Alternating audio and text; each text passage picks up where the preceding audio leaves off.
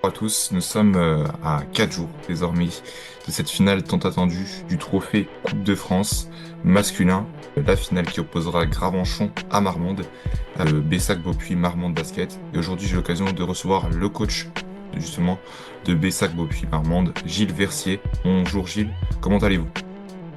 Bonjour, tout va bien, très bien. Pas trop de pression à désormais, allez, 100 heures du match. Désormais, ça avance vite, hein, ça approche vite.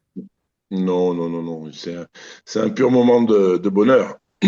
C'est un pur moment de bonheur, il n'y a pas de pression de quoi que ce soit parce que c'est une finalité déjà et puis c'est une représentativité importante pour le club et pour la page qui va s'écrire à ce moment-là dans quelques jours.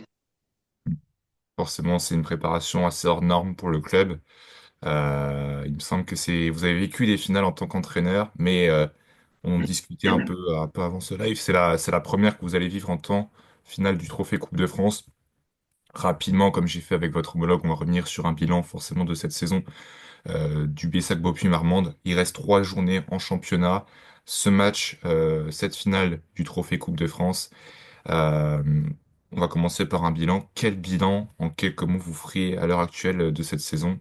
Une saison, faut le rappeler, vous avez été appelé, en tout cas, pour un projet de remonter en National, de National 3 vers la National 2, en tout cas, pour jouer en National 3 au cinquième échelon national, puisque Marmande a été repêché en cours d'été dernier pour rester en National 2. Oui, oui, tout à fait. Quand je suis venu au BBM à Marmande. Initialement, c'était pour essayer de remonter le club en National 2. Bon, comme je dis au président, on a déjà une montée. Déjà, ça c'est fait. Donc, au mois de juillet, on nous a appelés pour nous proposer la montée en National 2, le repêchage en tout cas. Donc, ça a été fait et validé. Et là, par contre, il fallait repartir de zéro, hein, puisque il restait plus que 4 joueurs. Voilà. Et avec la problématique du nombre de joueurs nouveaux, mutés, etc., à trouver, avec la problématique du budget, etc., etc. Bon, il s'est trouvé que on a essayé de rattraper au vol ceux qui devaient partir et qui sont restés Matsek, finalement. notamment, ouais. Bon, Matsek, pour ne citer que Et lui. puis après, voilà, dans une saison, n'importe quel niveau que ce soit, hein, du niveau professionnel, un peu moins, mais en tout cas jusqu'à la Nationale 1, il y a toujours quelqu'un qui tombe du ciel, il y a toujours des gens qui ont signé quelque part, qui de toute façon ne font pas une conclusion de début de saison, il y a toujours ça. Et bon, voilà, les raisons ont fait que on a pris différents joueurs qui étaient dans l'identité du club et de ce que je voulais mettre en place. Euh, voilà, avec ce début de saison un peu je dirais en turbo et jusqu'au fait, quoi, à peu près, hein, jusqu'au mois de janvier. Donc voilà, c'était une équipe faite de copains, puisque la mayonnaise a vraiment pris, puisqu'il y avait quand même des joueurs qui ne se connaissaient pas. Et ils ne se connaissaient pas. Puis au fur et à mesure, ben, ça, vous savez, quand on gagne, on prend des risques et puis ça réussit. Voilà, on n'a pas foutu de gros écarts, on n'a pas mis de gros écarts aux équipes tout au long de la saison. On a gagné des matchs en bricolant un petit peu. Et puis, au fur et à mesure, ben, on a cru que voilà, Marmande n'existait pas. Et au fur et à mesure, on a vu que Marmande existait. Chose qui a surpris tout le monde, même nous un petit peu, parce que initialement, évidemment, c'était le maintien. Chose acquise, deuxième chose acquise, une montée en National 2 et un maintien. Euh, et puis après, bon, il y a eu les coupes. Les coupes sont arrivées, puisque nous, on a aussi une coupe du Sud-Ouest aussi à jouer. Donc là, on va être en quart de finale bientôt. Et la Coupe de France qui nous a conforté dans le sens où on avait rencontré des équipes comme Niort en championnat qu'on avait gagné. On a regagné en Coupe de France. On a joué les JSA Bordeaux, pareil. On avait joué le TOAC, pareil. Donc trois équipes de National 2 de notre poule que l'on avait gagné juste avant, on a gagné juste après en National en Coupe de France. Trois Et belles équipes. nous voilà trois belles équipes, oui, qui étaient sincèrement plus expérimentées que nous, puisque on disait toujours aux joueurs, ce que je dis toujours aux joueurs, il faut se rappeler d'où est-ce qu'on arrive, hein. Mm. Il ne faut pas aller plus haut que ce qu'on est. Et pourtant, Donc voilà. vous êtes deuxième, vous avez, euh, en tout cas, vous avez perdu du moins la première place, même si vous n'étiez pas premier avant de jouer la rencontre avec ces victoires de retard sur le SMS. Ce week-end, vous venez de perdre donc dans les Landes. Est-ce que vous pouvez nous raconter rapidement ce match? C'était un match, comment vous avez abordé la rencontre avant, sachant un match du Trophée Coupe de France? Il y a eu quelques absents, il me semble notamment Loïs Gendré, enfin si ce n'est Oui, lui. oui, oui, oui. Ce match, en résumé rapide, qui nous a malheureusement fait défaut dans l'adresse. On n'a pas pu lutter avec un 9 sur 11 à 3 points des joueurs de l'ESMS en première mi-temps. Voilà, ce qui nous a vraiment plombé. Et puis après, sur les aspects continuité défensive ou collaboration défensive, on n'a pas été performant. Voilà, on n'a pas répondu. On a répondu dans le troisième quart-temps. Et le SMS mérite sa victoire et sa première place. Il n'y a pas de problème de ce côté-là parce on était un peu, et nous sommes un peu trop focalisés, je pense, sur cette Coupe de France, qui nous met un peu en bout de souffle dans certaines situations sur les matchs de championnat. Et bon, c'est vrai que c'est un peu tout au long de la saison, on s'est toujours dit ça. On a fait un peu les Giroud quelque part, mais les Giroud, quand il a été champion de France, il était bien content. Donc, si on joue la première place, c'est pour la jouer. Bon, là, voilà, nous sommes second. On peut très bien finir troisième à la fin du championnat, puisque les autres arrivent derrière. En tout cas, c'est une excellente saison. C'est une très, très belle saison. C'est une saison historique. On va Et voir le pour nous, classement. ben, c'est que du bonheur.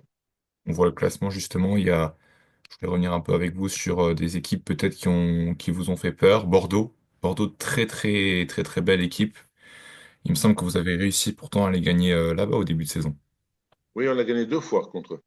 On a gagné chez eux et chez nous en Coupe de France. Et la troisième fois, eh bien, écoutez, on a pris une leçon de basket. On a pris une véritable leçon de basket avec des joueurs performants et un coach aussi. Il n'y a rien à dire. Hmm.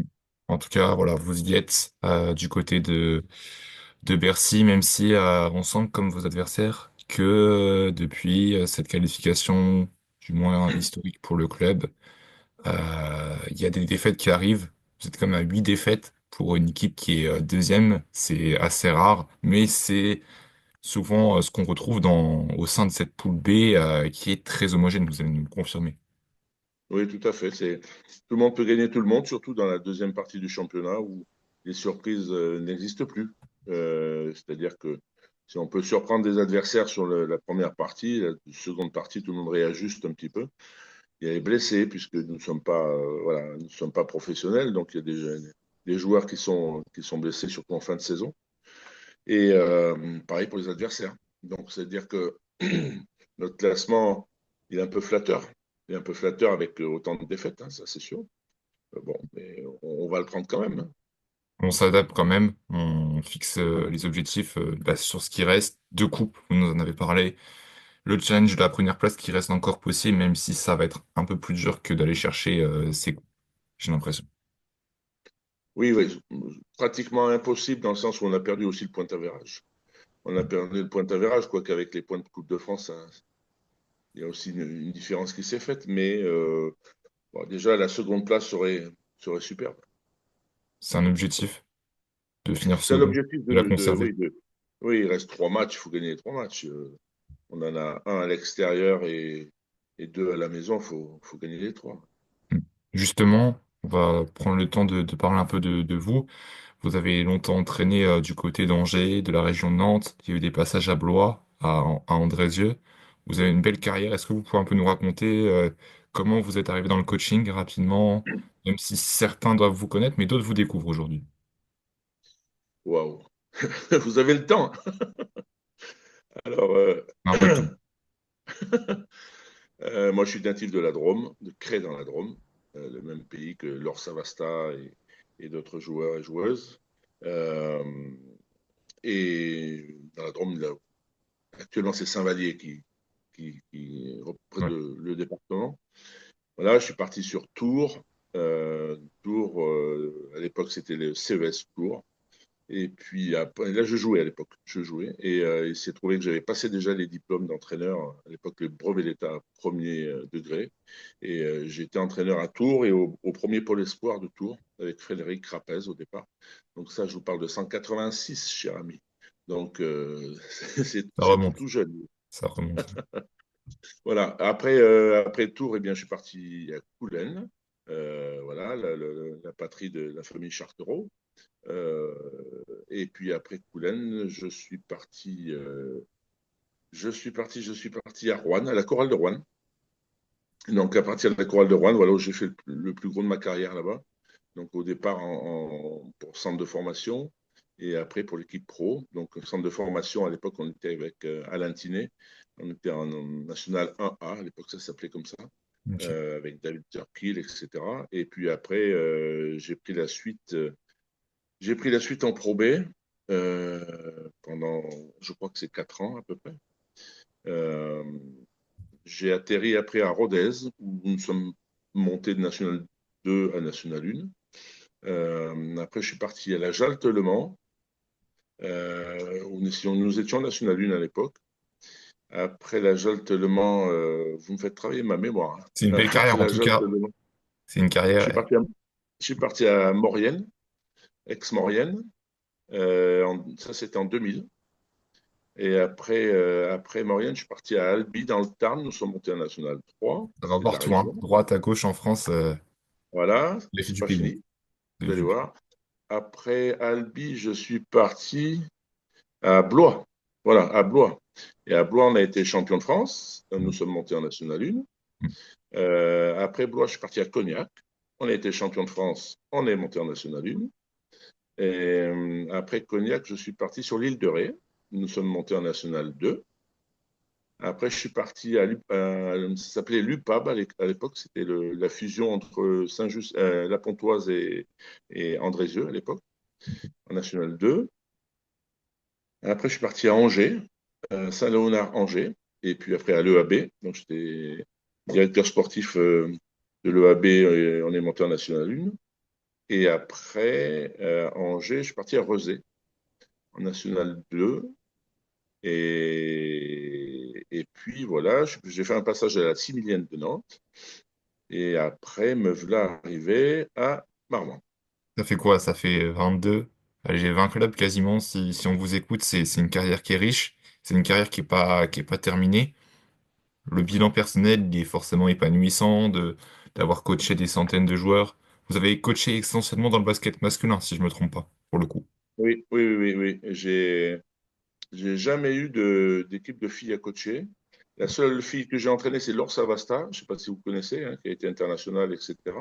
Et je la faisais jouer en garçon à l'époque, mais c'est vieux ça. Elle était petite. C'est un challenge de coacher une équipe fille ou ça s'est toujours resté, ça se passe comme ça. Après aussi le coaching avec les agents, etc., les clubs qui vous appellent. Vous avez déjà eu des défis? Ou... Non, si pour donner des coups de main à des amis, mais ça n'a pas bien fonctionné. Ok. Bon. C'était pas la pédagogie n'est pas la même et j'ai eu des difficultés, oui. Mais c'était pour s'amuser à l'époque. Maintenant, non, non, j'ai jamais entraîné en fille. Bon, en tout cas, vous êtes au BPM Marmande et ça se passe plutôt bien.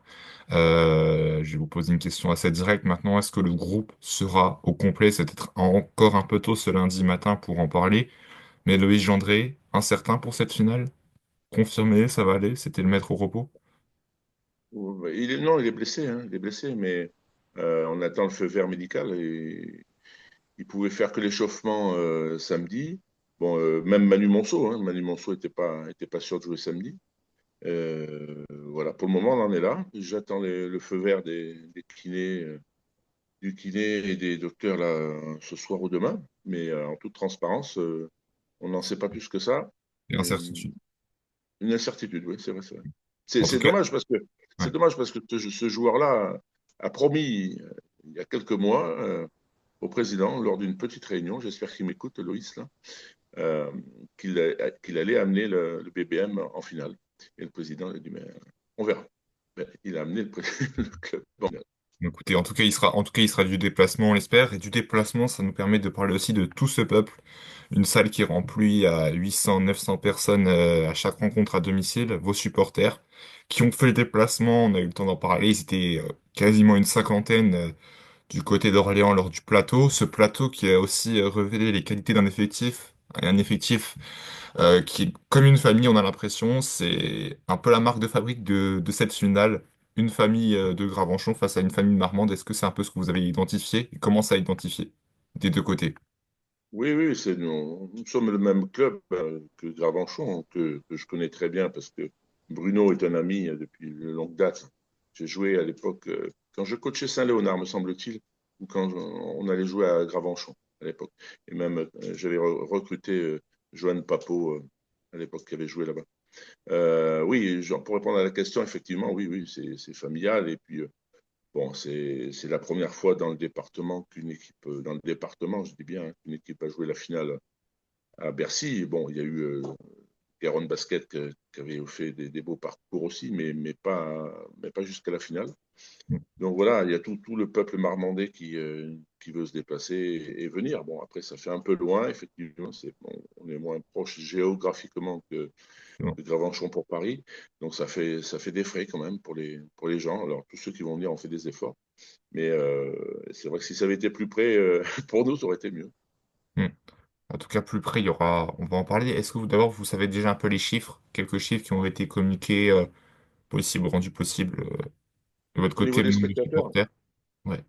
oui, oui, je sais qu'il y a 300, il y a 300 billets vendus de notre part. Alors après, les gens qui ont pris en plus, je ne sais pas. Je pense que oui, hein. 300, Mais c'est déjà plutôt énorme parce que quand on c'est voit énorme. la distance à quoi? 800 km, 700 km jusqu'à Paris, c'est. Ouais, c'est énorme. C'est énorme. Après, on sera moins nombreux que les supporters de Gravenchon, bien sûr. Et bon, on sera aussi passionnés qu'eux. En tout cas, ils sont annoncés à 500, 600. Bon, ça promet une belle finale. Ça sera avec ce premier titre dans la saison parce que on n'en a pas encore parlé, mais on va en parler d'ici quelques instants avant de fermer cette émission. Le titre de champion de N2 est encore prenable, même si ça va être très très compliqué. Il faudrait des faux pas de l'ESMS au moins deux sur cette fin de saison et vous faire un sans faute, mais remporter ce trophée, à titre personnel, à titre collectif, ça serait un accomplissement de cette saison. Ah oui, tout à fait. Alors là, oui, bien sûr. Bien sûr, on est aussi dans ce club-là et dans cette région-là dans laquelle nous sommes confrontés à une double compétition puisqu'on fait la Coupe du Sud-Ouest qui, lors du Final Four pour le titre uniquement cette année et pas pour les playoffs, c'est le même jour que la finale de la Coupe du Sud-Ouest dans laquelle nous sommes encore qualifiés pour jouer à Pomarès. Mm. Mm. Il y a une affiche qui est très relevée, il me semble qu'il y a encore Orzarieux qui est présent notamment. Ouais. Il y a Orsarieux, il y a le Garonne Basket, il y a quatre équipes, donc il y a Orsarieux, c'est une bonne question, avec le SMS aussi. Le SMS est aussi qualifié. Mm. Real Chalossé notamment, la Dourdax aussi, je me trompe pas. J'étais Oui, en c'est train de ça. regarder. Il y a moins de pression, aussi des joueurs qui se révèlent sur certaines coupes, c'est des systèmes aussi à tenter. Et d'ailleurs, comment vous allez maintenant, j'ai envie de dire, je saute du coq à l'âne, mais comment vous allez préparer ce match? Est-ce que vous pouvez un peu nous expliquer le programme qui commence, j'ai envie de dire, dès aujourd'hui, cette semaine? Parce que voilà, vous parlez aux médias, c'est davantage peut-être de sollicitations aussi. Oui, ben, vu ma jeunesse, je vais pas m'affoler, c'est pas maintenant que je vais m'affoler, et je suis assez traditionnaliste, c'est-à-dire que je vois pas pourquoi je changerais ce qui fonctionne. Ce qui fonctionne pas, on l'ajuste un peu, mais la semaine est exactement la même que d'habitude. Bon, on a décalé, comme Gravenchon a dû le faire aussi, voilà, le lundi, mercredi, et puis c'est tout. On fait ce qu'on a à faire avec nos moyens. Et puis, c'est ça, la vraie chose, c'est l'humilité et les moyens dans lesquels on travaille et qu'il faut travailler encore. Voilà, on sait d'où on arrive, ça c'est sûr et certain. Et bon, je pense que ce qu'on va proposer sera toujours pareil parce qu'on est investi dans ce qu'on fait et puis on ne lâchera rien. C'est pas l'histoire de la maison de lâcher les choses. De pas lâcher, c'est souvent les finales, ces dernières finales se jouent à rien. Vous avez sans doute dû peut-être voir un peu analyser, commencer à analyser la finale de l'an passé, comment on analyse. Je sais que votre homologue, Monsieur Cyril Perret, parce que qui a repris les manettes de Bruno Suarez dans la continuité cette saison, va passer beaucoup d'heures, et je peux le dire parce qu'il a annoncé en direct beaucoup d'heures à analyser les matchs. Est-ce que sera la même chose de votre côté? On vous sent peut-être un peu plus détendu, avec un peu plus d'expérience peut-être? Oui, mon magnétoscope avec les cassettes VHS ne marche plus. Donc, je peux plus regarder les matchs déjà. Non, c'est pas ça. J'ai pas trop envie de m'adapter à l'adversaire hein, parce que c'est sur un one shot, c'est sur une situation d'engagement surtout. Évidemment, on connaît tous les joueurs de Gravenchon, évidemment, hommage au coach actuel de Gravenchon qui fait du super boulot aussi, voilà, qui est un expert aussi dans tout ce qui est vidéo, etc. Moi, c'est pas le cas, c'est pas le cas. Je dis pas que je regarde pas un match ou deux, mais c'est pas mon cas. On renforce ce qu'on sait faire et on essaie d'améliorer ce qu'on sait pas faire. Voilà, c'est comme ça qu'on fait tout au long de la saison. On ne s'adapte pas trop à l'adversaire. Euh, il y aura des moments d'adaptation dans l'adversaire par rapport à l'adversité, mais voilà, moi On prépare. j'ai suffisamment eu j'ai eu des situations de vidéo en pro, quand on était en pro ou autre, même en National 1 ou autre, où j'avais des joueurs qui s'endormaient à la vidéo, donc maintenant c'est fini. J'ai, je fais, je suis pas dans cette, Intéressant l'approche. voilà.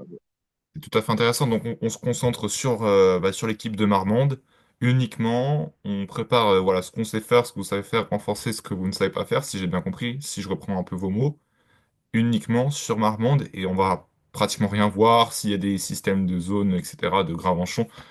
Du moins, on s'y attend ou on verra sur le jour J. Et c'est peut-être ça aussi qui Non, fait mais, la beauté de ce sport. S'adapter sur le alors, moment présent.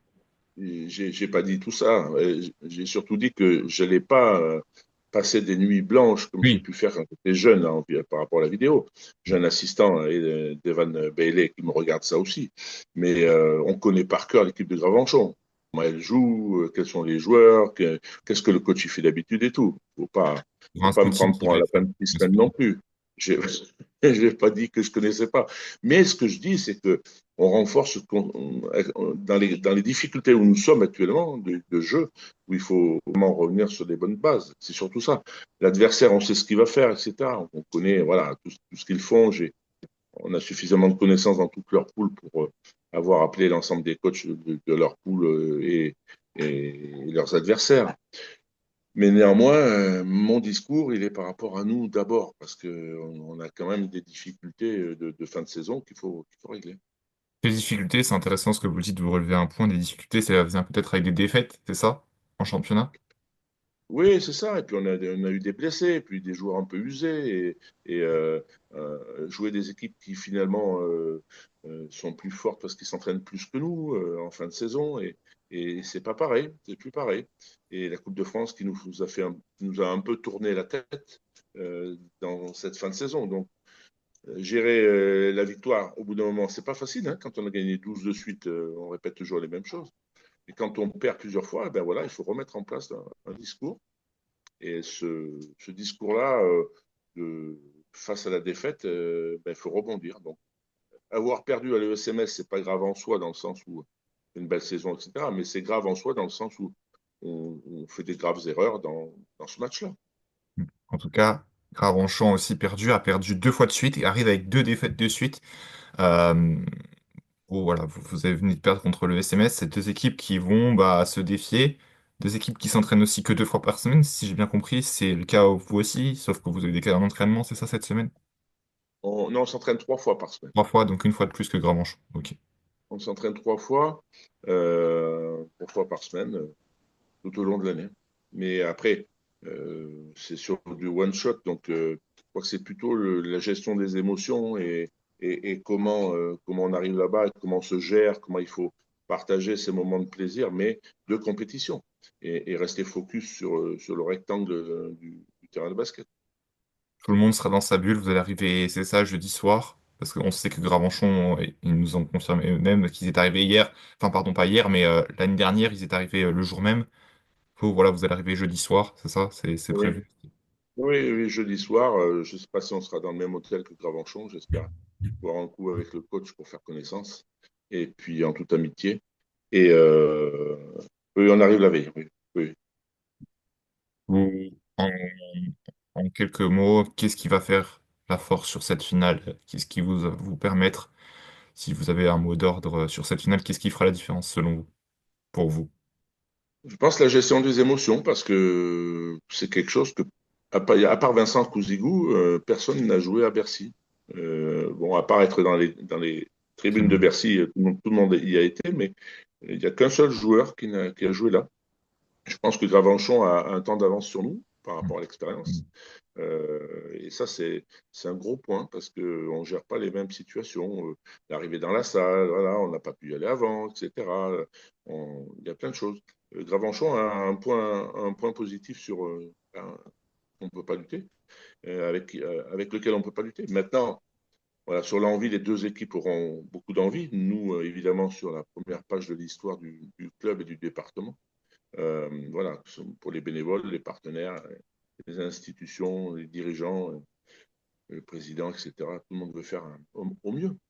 Forcément, il y aura des institutions qui vont venir, peut-être le président, la présidente du département du Lot-et-Garonne. Oui, oui, oui, oui, oui, il y a pas mal de politiques du Lot-et-Garonne et de Marmande qui vont venir. Oui, oui. Et puis, les élections approchent, hein. Donc, il faut se D'en faire voir. parler.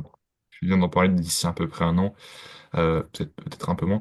Maintenant, je vous laisse, comme votre homologue Cyril Perret, allez, une minute pour conclure et pourquoi pas inviter les gens qui hésitent encore, qui se disent ah, est-ce qu'on y va, on peut y aller, est-ce qu'on n'y va pas, de faire l'aller-retour, du moins pour vous soutenir, le peuple marmandais. Si vous aviez un mot à leur passer, pourquoi il faut pas louper ce moment ensemble, j'ai envie de dire, à Bercy, cette finale.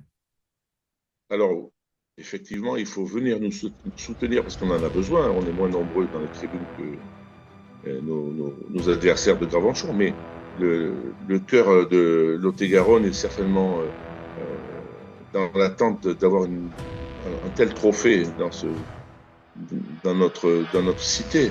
Il faut venir, et les trains sont directs, il faut juste changer à Bordeaux et en 2 heures et demie, Bordeaux, on arrive à Paris. Donc venez, il y a encore de la place dans le train. Tout sera, tout sera prêt pour vous accueillir et puis on a besoin de vous, de votre soutien évidemment. Évidemment. Et bon, avec notre chanson traditionnelle, etc., etc., il faut ramener la coupe à la maison. Aidez-nous, aidez-nous. Il reste des places, c'est ça, dans le bus, dans les trains, encore? Oui, il y a toujours de la place. Il y a toujours de la place. S'il faut venir en tracteur, on viendra en tracteur. Écoutez, il faut partir demain alors. Il faut partir demain. Alors, en tout cas, vous C'est partirez ça. jeudi, en tout cas, dans la matinée après-midi, vous serez jeudi soir dans la capitale. Un match très intéressant entre deux équipes, vous l'avez compris, mesdames et messieurs. Merci Gilles Verset d'avoir été avec nous ce lundi matin. On va vous souhaiter bonne chance et bon courage pour cette semaine qui commence dès maintenant. J'ai envie de dire, qui a commencé dès ce matin, semaine à la capitale et peut-être historique pour le club de Marmande. Réponse vendredi, sous les coups Très de bien. 22h30 à peu près. Je vous remercie. Passez une excellente journée. Merci à vous. Au revoir.